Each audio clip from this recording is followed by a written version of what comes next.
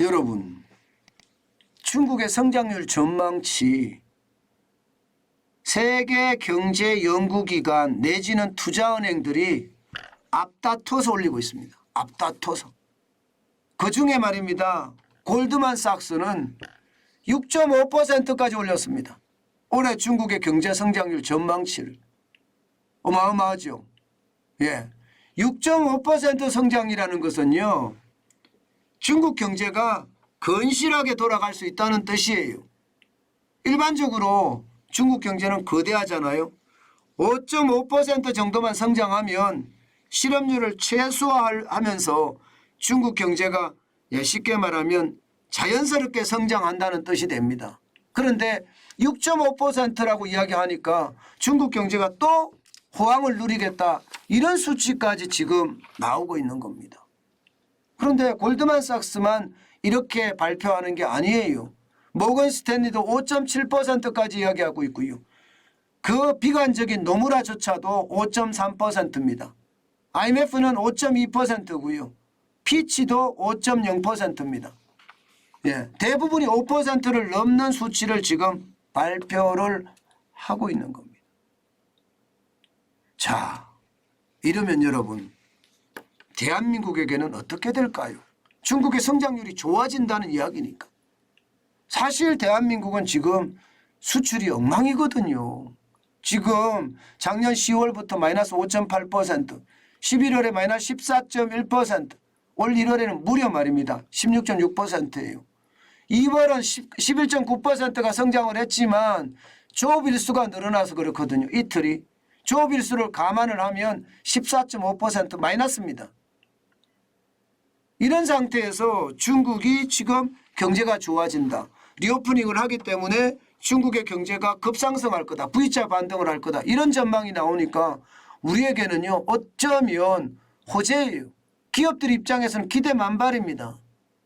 그럴 수밖에 없습니다. 그런데 여러분, 이거 한번 보세요. 무역 적자가 너무 큽니다.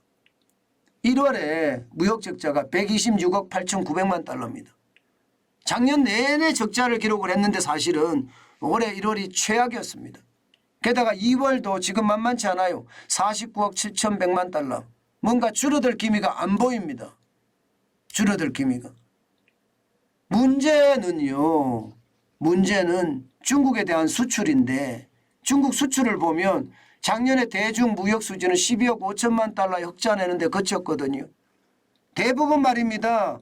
대부분 적자가 많습니다. 적자가. 5월에는 10억 9,900만 달러나 적자 냈고요. 6월에도 12억 1,400만 달러, 12월에도 12억 5천만 달러까지 적자를 냈습니다. 올해도 마찬가지입니다. 지금 1월까지는 최악의 39억 7천만 달러의 적자를 내고 있습니다.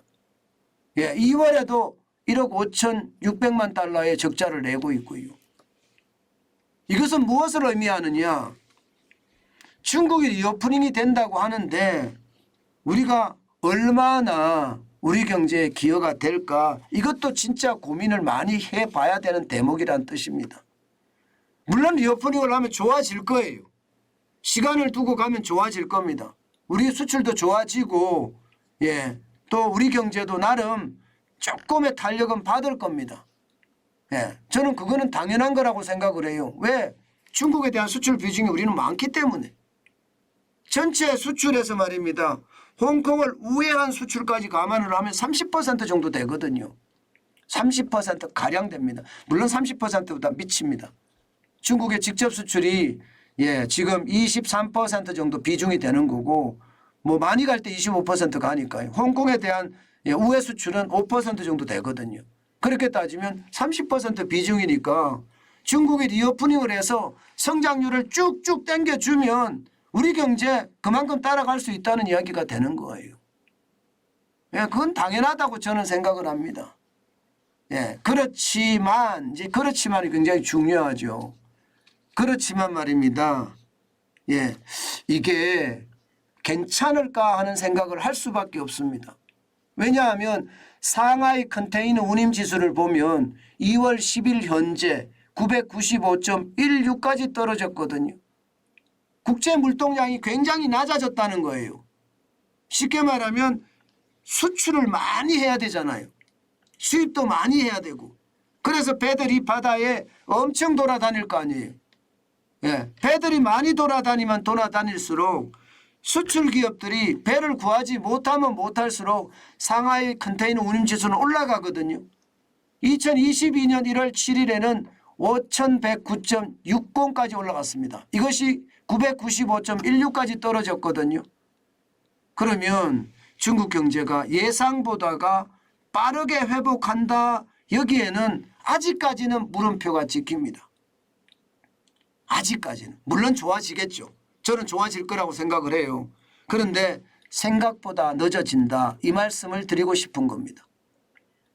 이렇게 되면 여러분, 중국의 어떤 성장률에 대한 전망도 어떻게 생각하면 이거 장밋빛 전망이 되지 않을까. 그런 이야기들도 지금 솔솔 나오고 있는 것도 사실이에요. 솔솔 나오고 있는 것도. 게다가 말입니다.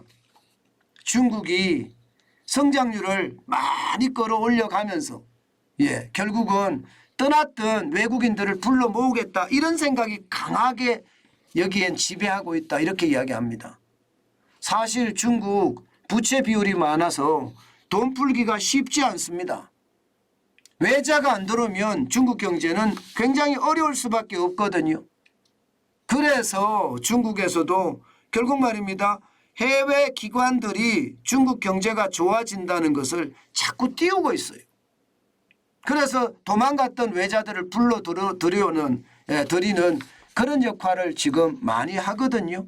실제로 말입니다. 올 1월에 중국 주식시장으로 유입된 해외 자금은요. 176억 달러입니다. 2020년 12월 이후 최고치를 기록하고 있습니다. 쉽게 말하면 다시 자금이 중국 시장으로 빨려 들어간다는 뜻이에요. 게다가 외국 CEO들도 세계적인 기업의 CEO들도 지금 중국 방문을 굉장히 늘리고 있습니다. 당장 말입니다. 폭스바겐 CEO가 중국을 방문을 했었죠. 여기다가 애플 CEO 팀 쿡도 지금 조만간 갑니다. 화이자 CEO도 가고요. 벤츠 CEO도 중국을 방문할 계획입니다. 다시 말해서 지금 경제가 좋아지고 중국의 연성장률이 커질 테니까 중국이 글로벌 CEO들을 초청을 하면서 투자해라 이렇게 이야기하고 있다는 뜻이지요. 저는 이것을 보면서요. 두 가지 생각을 동시에 하게 됐습니다. 하나는요. 이게 결국은 전시효과일 가능성도 높다. 이런 생각도 들고요. 그러나 뭐 리오프닝이 되기 때문에 두 번째 생각이에요. 리오프닝이 되기 때문에 실제로 중국 경제가 좋아질 수도 있다. 이런 두 가지 생각이요.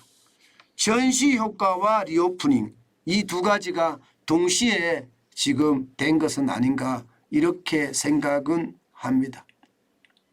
분명한 것은 중국이 리오프닝을 하고 국경 개방을 했기 때문에 좋아질 거예요.